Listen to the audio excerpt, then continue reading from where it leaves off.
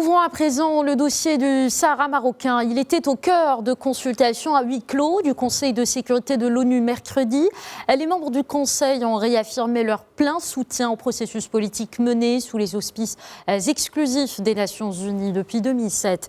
Ils ont également réitéré leur appui au processus des tables rondes auquel participent le Maroc, l'Algérie, la Mauritanie et le Polisario. Un processus qui a créé un élan positif dans le processus onusien. Et à ce propos, justement, on apprend que la reprise du processus des tables rondes devra se faire sur la base des progrès réalisés par l'ancien envoyé personnel du secrétaire général de l'ONU, Horst Köhler. À cette occasion, plusieurs pays ont soutenu l'initiative marocaine d'autonomie.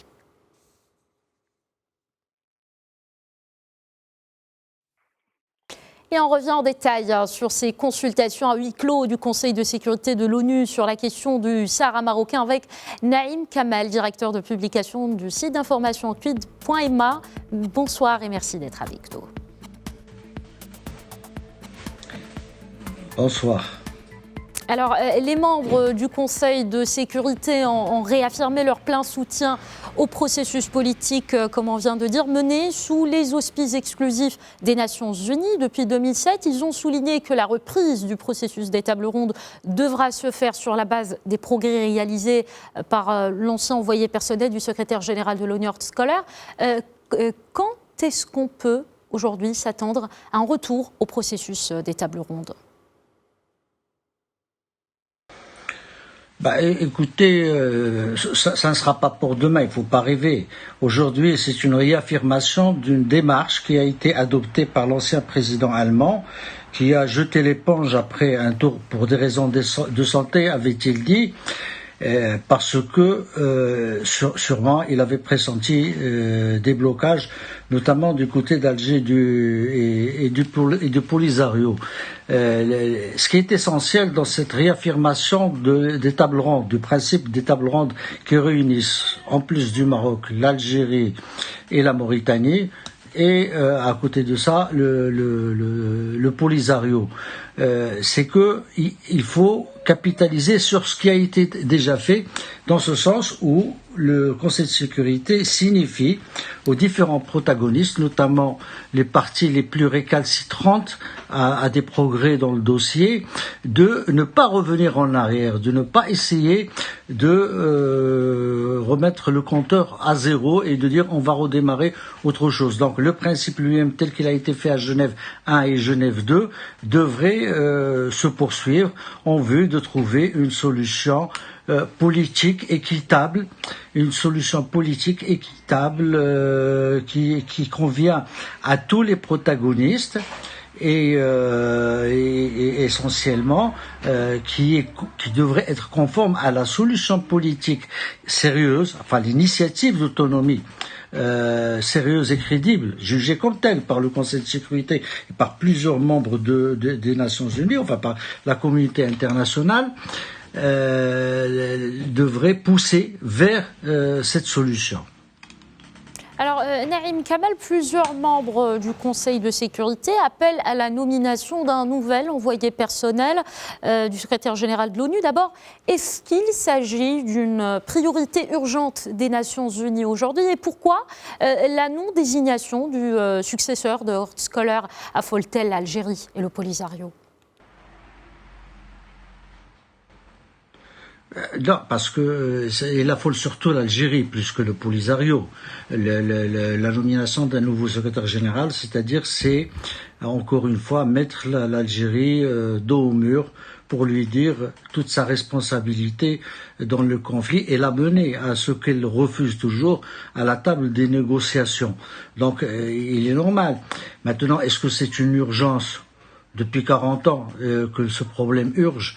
Donc on imagine que la conjoncture étant ce qu'elle est au niveau pandémique à l'échelle internationale, ça ne va pas être la priorité des priorités. Mais bon, le Conseil de sécurité veut et soutient et pousse le secrétaire général de l'ONU, Antonio Guterres, à chercher un nouveau représentant pour ce dialogue et enfin pour cette concertation, parce que c'est plus une concertation que véritablement une négociation, on n'en est pas encore là, et que il lui faudrait d'abord trouver la personnalité assez consistante, c'est-à-dire qu'il serait du gabarit de Koller ou par exemple avant lui Becker, peut-être pas quelque chose comme Christopher Ross qui lui avait complètement, alors qu'il avait eu tout le temps qu'il fallait, raté l'occasion de pousser vers une solution parce qu'il avait un parti pris.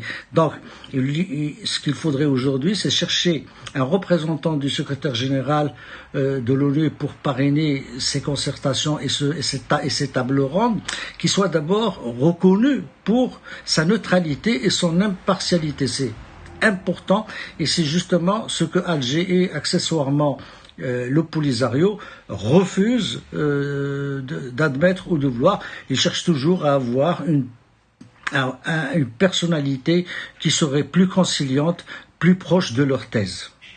Alors, les membres du Conseil de sécurité ont également exprimé leur grande préoccupation quant aux milliers de violations gravissimes par le Polisario du cessez-le-feu, des accords militaires et des résolutions du Conseil de sécurité telles que répertoriées en détail dans le dernier rapport d'ailleurs du secrétaire général de l'ONU. Quelle est votre lecture de cette réaction des membres du Conseil de sécurité ?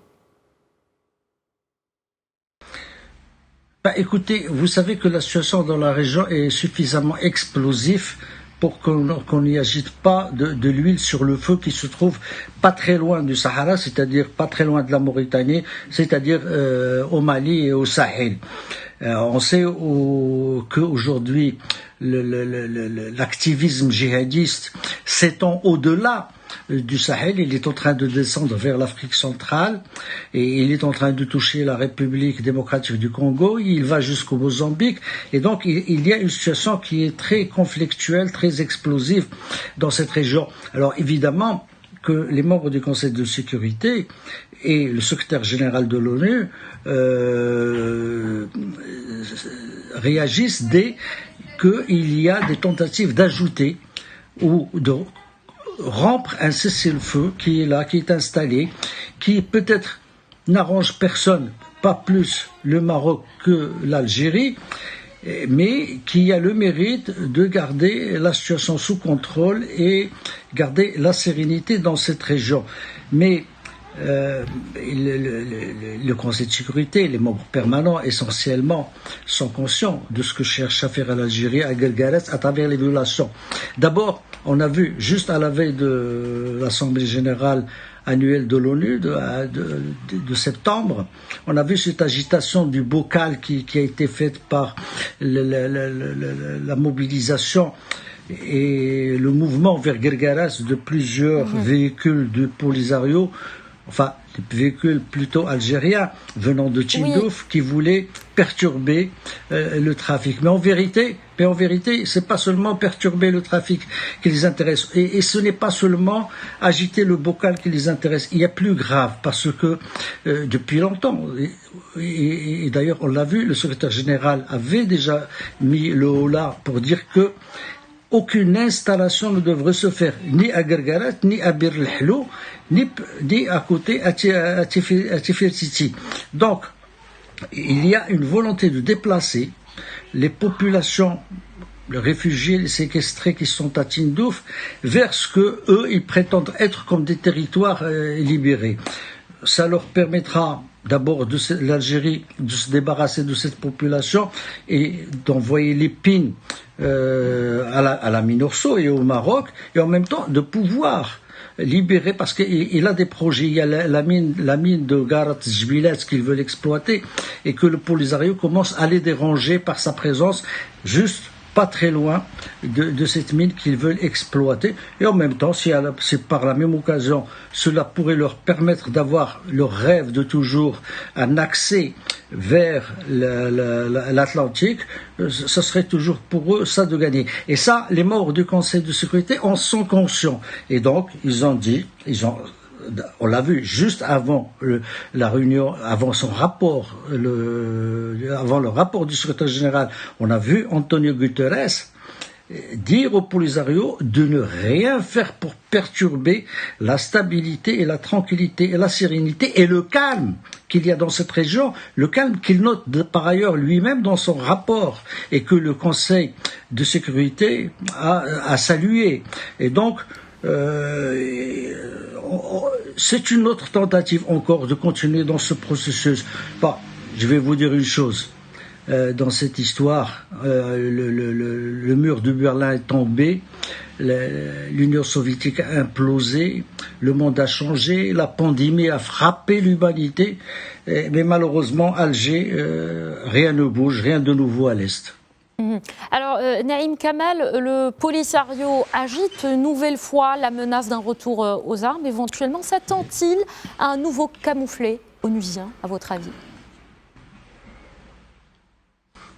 Ben oui, bien sûr. S'il y a vraiment quelque chose qu'aucune puissance aujourd'hui dans cette région ne peut tolérer, c'est une rupture du cessez-le-feu et un retour aux armes. D'abord, en ont-ils vraiment les moyens et la capacité? Parce que, mais ils ont l'habitude d'essayer de faire pression parce qu'ils estiment que l'ONU ne leur emboîte pas le pas dans ce qu'ils veulent. Ils voient que le Conseil de sécurité est plutôt dans les rapports et dans les résolutions plus proches des positions marocaines que des positions algéro-polisariennes. Donc, évidemment, c'est pas la première fois qu'ils disent qu'on va reprendre. C'est devenu une ritournelle, une litanie. Merci beaucoup, Naïm Kamal, directeur de publication du site d'information quid.ma. Merci encore une fois d'avoir répondu à nos questions.